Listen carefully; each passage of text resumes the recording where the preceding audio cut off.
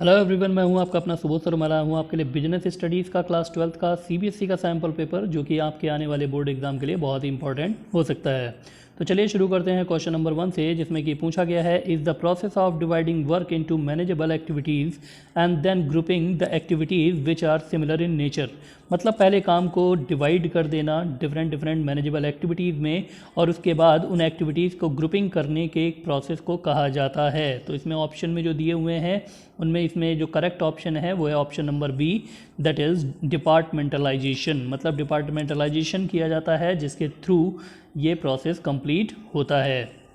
Next question में पूछा गया है, even though the political conditions vary from country to country, the impact the sentiment of an investor in the business if the instability of the political condition causes uncertainty and make it difficult for him to predict the future.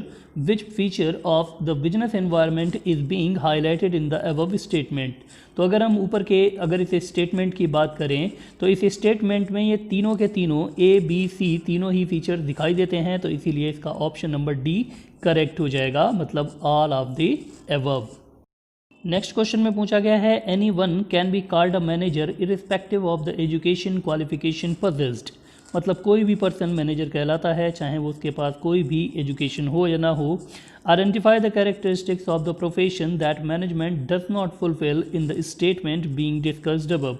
मतलब इसमें हमें ये बताना है कि किस वजह से प्रोफेशन का ऐसा कौन सा फीचर है जो कि मैनेजमेंट में नहीं होता है। That is restricted entry. Restricted entry इसलिए हो जाता है क्योंकि किसी भी प्रोफेशन को करने के लिए जो भी उसकी डिज़ायर्ड क्वालिफिकेशन है उसका होना मस्ट होता है, और साथ ही साथ कोड ऑफ कंडक्ट से उसे अथोराइजेशन भी मिलनी चाहिए। फॉर एग्जांपल, अगर कोई डॉक्टर की प्रैक्टिस करना चाहता है तो उसके लिए डॉक्टर्स का एसोसिएशन का सर्टिफिकेट भी साथ में कंपल्सन है, और साथ ही साथ उसे एजुकेशनल नॉलेज भी होनी चाहिए।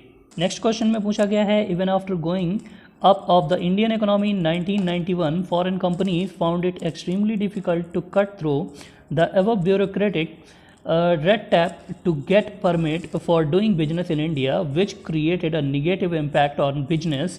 Identify the dimensions of the business environment which led to creation of the negative impact of the business. तो इसमें यह पूछा गया है कि 1991 में जो पॉलिसी लॉन्च की गई थी उसके अकॉर्डिंग जो फॉरेन कंपनीज़ हैं उनको ये छूट दी गई थी कि वो इंडिया में आकर के बिजनेस कर सकें, लेकिन ब्यूरोक्रेटिक रेड टैप की वजह से उनको परमिट लेने में बहुत ही प्रॉब्लम होती है, जिसकी वजह से अभी भी उनको प्रॉब्लम फेस करनी पड़ती है कि वो इंडिया में आकर के बिजनेस कर पाएँ। तो इसमें इन्वायरमेंट का ऐसी कौन सी नेगेटिव इम्पैक्ट है जिसके बारे में पूछा गया है, जिसकी वजह से ये उनको प्रॉब्लम फेस करनी पड़ रही है। तो इसका आंसर हो जाएगा करेक्ट सी वाला, जिसमें कि बोला गया है पॉलिटिकल इन्वायरमेंट। इसका रीज़न ये है क्योंकि पॉलिटिकल जो इन्वायरमेंट होता है उसी की वजह से जो रूल बनाए गए हैं 1991 की पॉलिसी में, उसके बाद भी जो फॉरेन कंपनीज़ हैं उनको इंडिया में बिजनेस करने में प्रॉब्लम होती है, क्योंकि जो परमिट्स देते हैं वो पॉलिटिशियंस ही देते हैं, और पॉलिटिशियंस अपनी करप्शन की वजह से या अपनी किसी अदर रीज़न की वजह से प्रॉब्लम क्रिएट करते हैं, जिसकी वजह से फॉरेन कंपनीज़ जो हैं वो इंडिया में उन्हें परमिट नहीं मिल पाता अपने बिजनेस को करने के लिए, और उन्हें प्रॉब्लम फेस करनी पड़ती है, जिसकी वजह से नेगेटिव इम्पैक्ट पड़ता है। क्वेश्चन नंबर 5 में पूछा गया है, name the process of working with and through others to effectively achieve organizational objective by efficiently using limited resources in a changing environment. तो इसका करेक्ट आंसर हो जाएगा management, because management is the process जिसके through ये सारा का सारा work किया जाता है।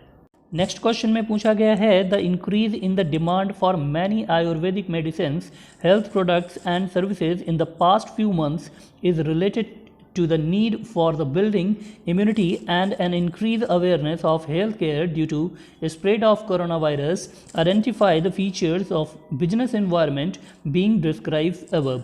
तो इसमें जो आपको फीचर बताना है उसका आंसर हो जाएगा ऑप्शन नंबर बी, जो कि है इंटर रिलेटेडनेस।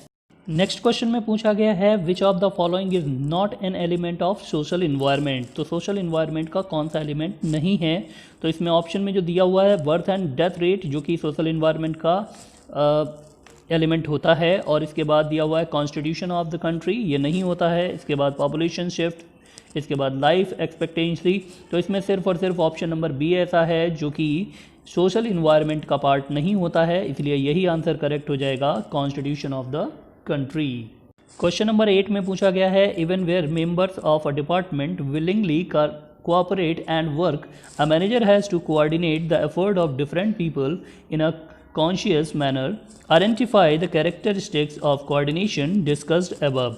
तो इसका जो आंसर हो जाएगा वो हो जाएगा बी, क्योंकि इसका आंसर में दिया हुआ है coordination is a deliberate function, क्योंकि कोऑर्डिनेशन एक डेलिबरेट फंक्शन होता है जो जानबूझ करके किया जाता है ताकि जितने भी वर्कर्स हैं आपस में वो एक दूसरे को कोऑपरेट कर सकें और अपने वर्क को एफिशिएंटली और इफ़ेक्टिवली तरीके से कंप्लीट कर सकें। क्वेश्चन नंबर 9 में पूछा गया है, name the function of the management which help in the formulation of the future plans in the light of problems that were identified and thus help in better planning in the future period. तो इसका answer हो जाएगा controlling, मतलब option number D. Next question में पूछा गया है, identify an important principle of management control in which only significant deviations which go beyond the permissible limit should be brought to the notice of the management।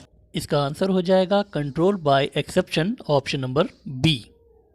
Question number 11 में fill up दिया हुआ है जिसमें आगे बोला गया है, is the process by which the manager bring order out of chaos, remove conflicts among the people over work or responsibility sharing and create an environment suitable for teamwork।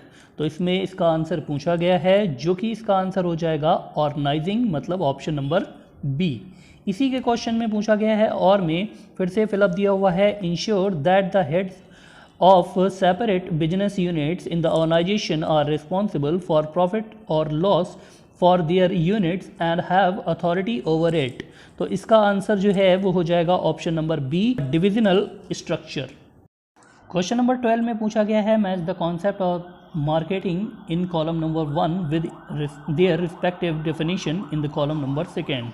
मतलब कॉलम नंबर 1 में जो हमें दी गए हैं marketing के concept, उनके हमें definition से उनको मैच करवाना है, जिसमें नीचे ऑप्शंस भी दिए हुए हैं। तो इसका ऑप्शन जो है वो हो जाएगा करेक्ट, ऑप्शन नंबर डी, जिसमें 1, 3 और 2 बताया गया है। मतलब ए का जो है वो 1 होगा, बी का जो है वो 3 हो जाएगा और सी का इसमें 2 हो जाएगा। ये आंसर इसमें सही है। क्वेश्चन नंबर 12 के ही और में पूछा गया है, in order to get feedback about its recently launched immunity boosting Ayurvedic medicine, Atulya Limited conducted an online survey using a questionnaire to gather customer view and opinion. Identify the marketing function being used by Atulya Limited। तो इसमें जो options दिए हुए हैं उनमें option number D correct है, gathering and analysing market information. अब इसके बाद एक पैराग्राफ दिया हुआ है और उस पैराग्राफ को पढ़ने के बाद 13 से लेकर के 16 तक के क्वेश्चंस के आंसर देने हैं, जिसमें 13th क्वेश्चन है, identify the method of flotation of new issue in the primary market not taken up by इसाका सोलर्स लिमिटेड। तो इसका आंसर हो जाएगा option number D, offer through prospectus. Question number 14 में पूछा गया है, ₹4500 crores would be raised by allotment of securities to a consortium of financial institution instead of inviting subscription from the public by making a direct appeal to investors to raise capital. Identify the method of flotation of new issue in the primary market being discussed above. Which of the company has decided to use? तो इसमें जो option correct है वो हो जाएगा option number B, that is private placement. Private placement में जो है जब सिक्योरिटीज़ को इशू किया जाता है तो उसको ओपन मार्केट में पब्लिक को ऑफ़र नहीं किया जाता, बल्कि कुछ चुने हुए लोगों को ही ऑफ़र किया जाता है। क्वेश्चन नंबर 15 में पूछा गया है, identify the reason which have made the firm raise fund from the institutional investors. तो इसमें जो ऑप्शंस दिए हुए हैं इसमें ए वाला भी करेक्ट है, it help to raise fund quickly, और बी वाला भी करेक्ट है, it is not expensive.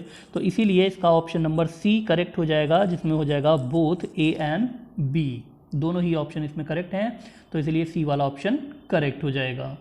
Question number 16 में बोला गया है how many money was raised by the company through EIPOs। तो इसमें जो पैराग्राफ दिया हुआ है उसके अकॉर्डिंग इसका ए वाला आंसर करेक्ट हो जाएगा, जिसका आंसर है ₹8,000 करोड़। इसके बाद हमें एक और पैराग्राफ दिया गया है जिसमें कि हमें पैराग्राफ को पढ़ करके आंसर देने हैं 17 से लेकर के 20 तक, जिसके अकॉर्डिंग पहला क्वेश्चन है क्वेश्चन नंबर 17, जिसमें दिया हुआ है his second generation expanded the business and got Yamuna की Bhujia registered with concerned authorities. इसके बाद दिया हुआ है इसी में with reference to the given text Yamuna की भुजिया इज़ अ डैश करके दिया हुआ है। इसके बाद पूछा गया है giving it a legal protection against it's use bye anyone else. तो इसमें ऑप्शन जो दिए गए हैं, जब भी कोई भी प्रोडक्ट जब हम बनाते हैं तो ऐसा मार्क जो कि हमें लीगल एक्शन प्रोवाइड कराता है ताकि हमारे कोई प्रोडक्ट को कॉपी नहीं कर पाए, तो ऐसा जो प्रोडक्ट होता है वो कहलाता है उसका ट्रेडमार्क। तो इसका आंसर जो है बी वाला करेक्ट हो जाएगा, ट्रेडमार्क।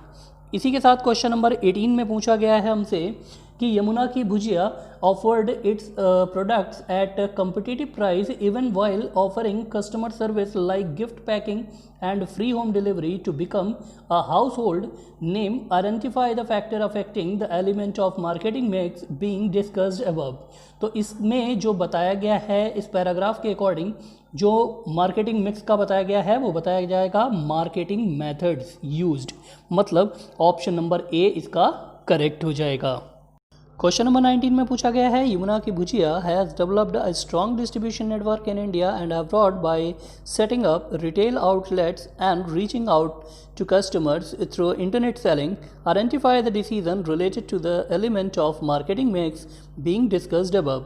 तो इस क्वेश्चन में जो बताया जा रहा है उसके अकॉर्डिंग जो इसका सही आंसर है वो हो जाएगा ऑप्शन नंबर बी, क्योंकि regarding the channels of using intermediaries. जब भी कोई भी हम सेल्स करते हैं तो उसके बीच में जब भी रिटेल आउटलेट्स या होल सेल वगैरह को हम जब कंसीडर करते हैं तो ये चैनल ऑफ डिस्ट्रीब्यूशन का पार्ट होता है, तो इसीलिए इसका बी नंबर का ऑप्शन सही हो जाएगा।